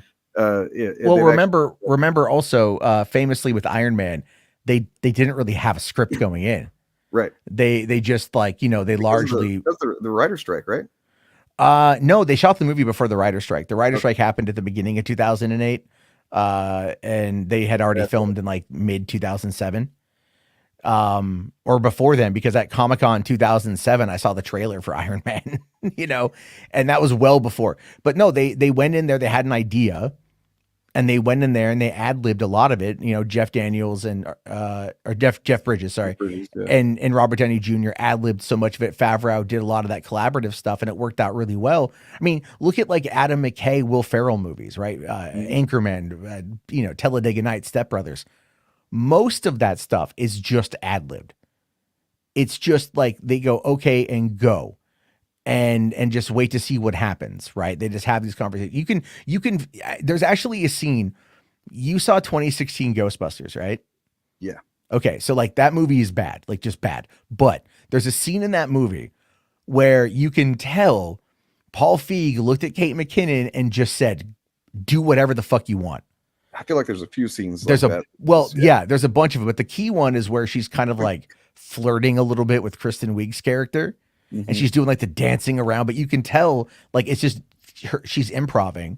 It's not in character. Whatever character is established, it doesn't even match that. It's just such a weird thing for her to do. But not only that, the camera just stays static. Well, yeah, right? because there was so much like dialogue improv with the original Ghostbusters, and they thought that and I'm not saying any of those ladies are not talented. I've laughed at them in other contexts and stuff. But they're very talented. But putting them in this situation, and then just like they have a specific type of improv that they're doing compared to what the guys in the original did, what Bill Murray was about and shit. And they just it's a different type of thing, and expecting them to produce a similar thing at all is bizarre. Well, the fact that they actually tried to produce a similar thing, like it's like there are scenes in the 2016 movie that almost whole cloth rip off the original. And like the one that got me the most is like, okay, remember like in the original when they go to the hotel, right? And they get outside the hotel and the manager comes out and he's motioning them to come on in. He's very specific in his actions. Now in 2016, when they go to the rock show, the guy who played Stewart on Mad TV, I forget his name, Michael something or another. Yeah. He comes out and he does the exact same mannerisms. The exact same movement. Weird. It's almost one for one. And I'm watching this and I'm like, man, if this was I'm really angry at that movie because they wasted opportunity, in my opinion, to have it be something uniquely funny. I agree, but at the same time, we have now hit Ghostbusters 2016 levels of discourse, and I need to. I know. In this, I know. I'm just saying. I just want to say, Ghostbusters Afterlife was a fucking dream. I loved it. I liked it a lot, except I'll be honest, I didn't love the effects that they used on Harold Ramis. Yeah. Well, do you know the actor who was playing Harold, who was playing Egon in that bit at the end, was the warden from Shawshank Redemption? Oh, really? Yeah, it wasn't like a CG. It was literally an actor that they just did some work over. Well, I mean, then it was the makeup. Then I guess it wasn't. Yeah, it was a little weird. I would have preferred them to not do it. I would have been fine with like not showing his face, and you would have known who it was if you just get like the leg and the arm, or it's like kind of, or just show the Spangler, the jumpsuit. Yeah, that would have been fine. But I mean, like as far as the movie itself goes, I had a blast watching it. I avoided it in theaters. I didn't go see it. I was like, I can't go through this again. Like I love Ghostbusters. You guys have I love it. Like I'm like, I can't go through this again. I just don't want to. Then we finally sat down, we finally watched it, and then I watched it a few more times, and I'm all like, okay, I like this movie a lot. And then what I think I heard for like this new one, maybe I'm wrong, but I thought I heard that they got William Atherton to come back. The lawyer guy, Walter Peck from the original. Yeah. Like, oh, please bring him back. Kurt Fuller. was in it, you know, and 1 and 2, the mayor's assistant, like bring them all back. In my opinion, that's like one of the scenes that I first think about when I think about the original is like the you know, the dogs lay down with cats and you know all that mass hysteria, mass hysteria speech. Just goddamn. I just love the one. Call it luck, call it fate, call it karma. Bill Murray is such a fucking great schmoozer. And that was peak Murray. That was peak. It was peak. It's like Stripes, Ghostbusters, Scrooged around the same time. I mean, I guess you could say. I guess it would say it'd be like peak that era Murray because he's kind of got a different thing going on in the last 20 so years. He's been a little bit too much Wes Anderson in my opinion. Like Wes Anderson. Yeah. I mean, and I'm not knocking Wes Anderson, but it's like The Life Aquatic with Steve Zissou. That's the best version of that, in my opinion. True. Like dude, I fucking love that movie. Rushmore. Yeah. Rushmore was pretty good. They're all pretty good. I'm not like a huge like Wes Anderson fan. Yeah. I'm like, do you know which one of his I really like is Bottle Rocket? It's been a long time since I've seen that one. That was his first movie, and it's got both Luke Wilson and Owen Wilson in it, and James Caan is the bad guy. Damn, I should watch that again. And it's like, but it's also his most straightforward movie. This is before he developed the Wes Anderson aesthetic, right? And so like I saw the very first movie of his I saw was Rushmore, and I saw it, and then I went back the next day and I watched it again because I just laughed my ass off at it. And it was, but that was also around the same time. Did you ever see Election with Reese Witherspoon and Matthew Broderick? Like that movie is so weird. Like I view that movie as like an alternate dimension film to Legally Blonde. Because I just recently rewatched Legally Blonde again on the cruise I was on, and that movie is like perfect in every way. I mean, I know I've seen it, I don't remember it really. It's so good. It holds up so well. Like it's such a good little straightforward movie, right? And like Reese Witherspoon carries it all the way through, but the supporting cast is really good, strong side characters, you know, and like it's to me because we're watching it on the cruise ship, right? My 5-year-old comes in, looks at the TV, and she's like, "Oh, you guys are watching the Barbie movie." And I look at her and I kind of laugh and I go, "Huh. You're right. This is like the Barbie movie we should have got, but we got it 20 years ago." Yeah, I can see that. Yeah, I mean, we watched a lot of movies on the cruise ship because like you have a lot of downtime. Seen Barbie yet? I'm thinking I should probably maybe check that out. It's worthwhile. Like I enjoyed it. There's elements of it that I thought like the thing is though, like you can see why Ben Shapiro lost his shit at it. Yeah. Because like the way that it handles the patriarchy, it does so in I would argue like a very tongue-in-cheek sort of way. But there are times when you're just kind of like, I think, like, I get it. Because like I've talked to a bunch of women who have seen it. And so like the objectification that Barbie experiences in the real world is something that they're very familiar with, right? Right. Men, not as much, but like, you know, that level. But then it's like when you get to the Ken side of it and the Ken story kind of kicks in, I feel like they were really, really, really close to like really nailing something. Like I feel like they were so close to really talking about like how men have issues too. The movie does kind of bring that up, but it's like, it's so close to just kind of nailing it. And then I think they get cold feet and they pulled it back. But again, it's like, that's my take on it. It doesn't ruin the movie. There's some good jokes. I love the aesthetic of Barbie Land. Like I wanted them to spend the whole movie in Barbie Land because it's just like, I like big dumb sets. And I like the color pink. And I just, you know, it just was fun to watch. I enjoyed that quite a bit. And I'll tell you the best thing about it. And then if you want, I'll take off. I don't know what you're doing, but yeah, I gotta get going in a minute. Yeah, I'll just say this. What I loved about that was when I saw it in the theater, tons of people, men, women, children, whatever, boys, girls, whatever, dressed in pink. Right. Fuck yeah. Then I went back a couple weeks later to go see Turtles when that came out. And I go in at midday. And I see like 40 people dressed in pink going to see Barbie. Wow. So it's like the movie pulling this nearly $700 million domestic very much earned it, in my opinion. Mm-hmm. And it did so by creating this movement for people, this moment, I will say, for people to kind of just like have fun and like treat this as a group experience and go to the theater. And that was cool I just really enjoyed that. We talked about it a bit, how cool it was actually when you think about it, that like it very easily could have gone a different way, having Oppenheimer and that release at the same time. It could have been like you know, and the Chuds, they missed an opportunity here. They could have turned this into a boy versus girl thing, right? Like we're like, oh, you know, Barbie's woke, Oppenheimer's dope, or you know, whatever the fucking like. No, it just everybody. There were so many people that went and saw both of them. And it was like, I would argue the movie theater industry that had needed it. You know what I mean? Yeah. I will say this though, if it wasn't for the Barbenheimer phenomenon, neither movie would have done as well. Right. But I mean, that's why it's cool. I think it's like back in the 90s, whenever Marvel and DC came together when the industry was suffering, and they. Yeah, it's so weird that the highest grossing R-rated IMAX movie is literally just people sitting around and talking about nuclear physics. Yeah. Right. It's like no action scenes. It's just this. I haven't seen Oppenheimer yet, but like it's just been that to me is crazy. And everyone tells me, no, you got to watch it in IMAX. It's so good in IMAX. And I'm like, I don't fucking, I don't know, Cillian Murphy's head 40 feet high. Yeah. I don't know if I need to see like an elongated tantric sex scene. Oh, I mean, I don't know if I mean, look, I will watch Florence Pugh naked in IMAX any day. I will not complain about that under any metric.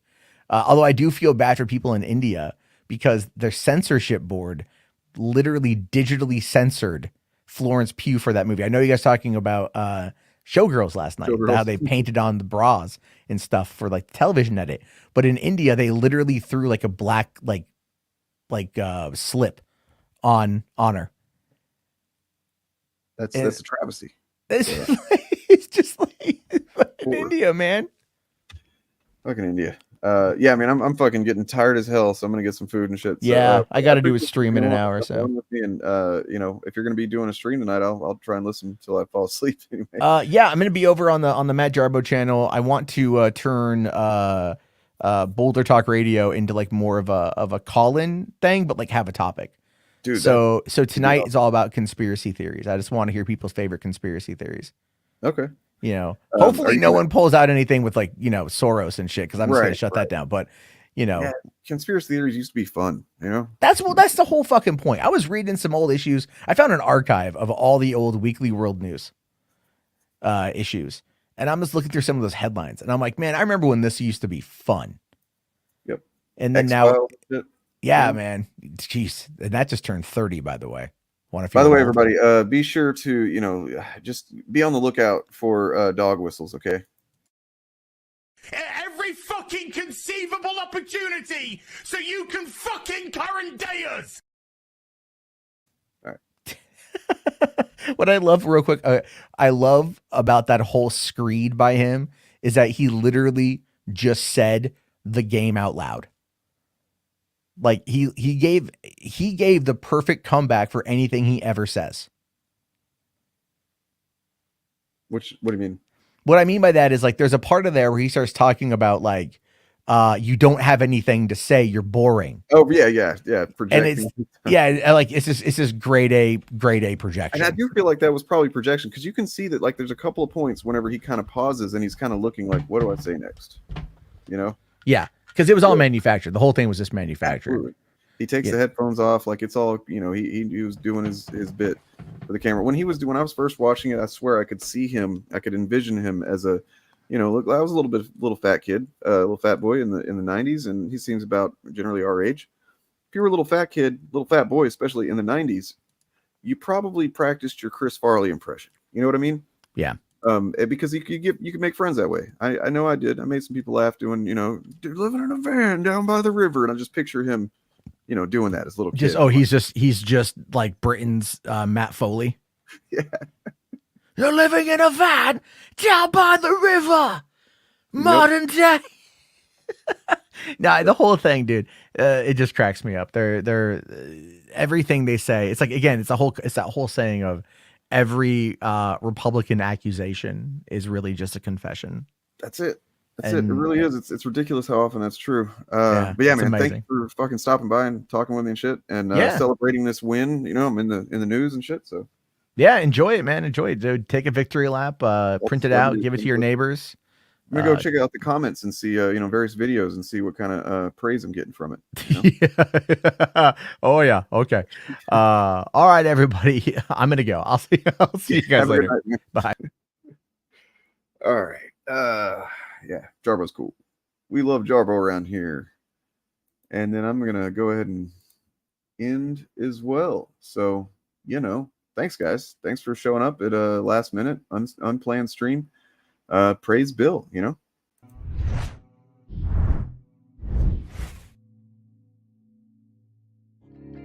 May Bill Gaines shine his heavenly light upon you and impregnate you with many happy days and joy fetuses. May your anuses be cleansed by the purifying light that exudes from Bill Gaines' eternal dragon phallus. Should you meet your mortal demise this day, go with comfort that you have satisfied the commands of the one true Bill, those being this: read comic books.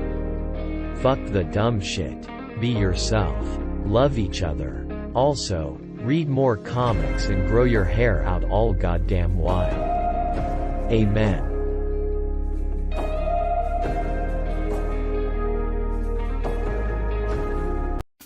Let's check out the quote tweets. Y'all really bought that shit butt ass comic book, I'm crying. It's crazy people think this guy is anything but a libertarian scam artist. This is some of the worst paneling and framing I've ever seen. They break the 180-degree rule twice on the same page. How do you pull that off? The 180-degree rule states that you keep the camera on one side of the characters. Imagine a line through the center of the characters, and do not cross the line. The 180-degree rule is meant to help viewers understand where things are in the scene. They trying hard to defend this, talking about, bro, it's a perspective switch. Crazy how the guy that's only known for being a racist pick-me and complaining about woke Marvel and DC probably made the worst indie comic of all time. Y'all donated money to the guy that can't even choreograph a fight scene well in a comic book. Missing a whole ass Clash panel. Character positions are inconsistent, which interrupts panel flow. No sense of movement, and everything looks still.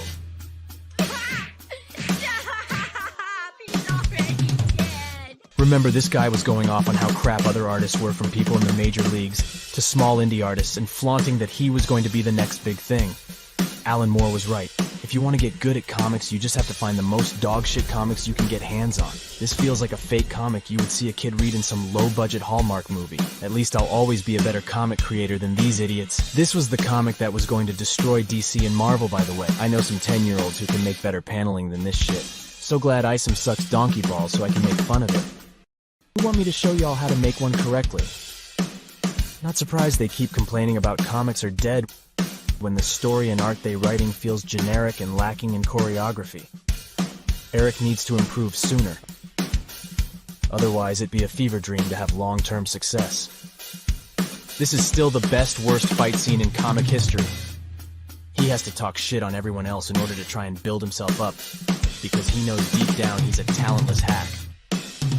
None of these